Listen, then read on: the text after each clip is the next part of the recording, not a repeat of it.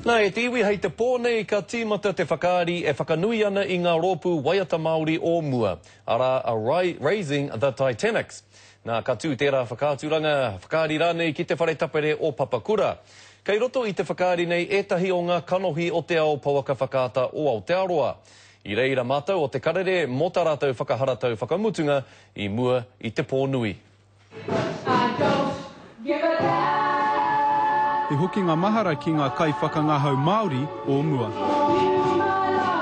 I te wā I te whanau I rotorua, koenei ngā waiata, ngā oro I rongo ai mai taku whaia, mai ngā Māori show bands, ara pera ia Tui Teka, Dalvanius, Billy T. James.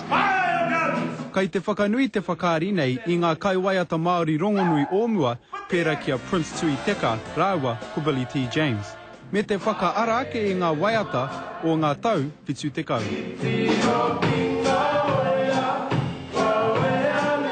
We get to borrow from an era and a legacy that was created by legendary performers, and we get to sort of rub some of their stardust around the stage and pretend to be part of it. I hua ki rātou I ngā kuaha mōku, he kai whakaari o tēnei wā. E rua taua tainui e whai whakaaro ana mo te whakaari.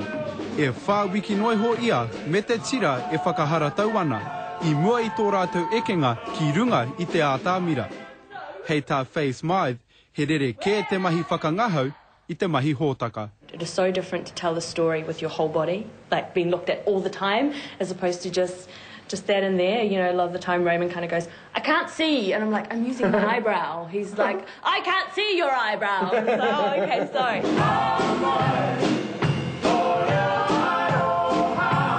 Kaurea tainui I te hiehia kia mutu a Raising the Titanics ki te whare whakaari o Papakura.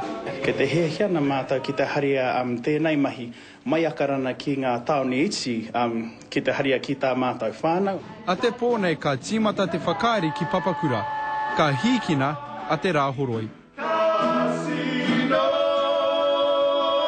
He tā Gardner, te karere.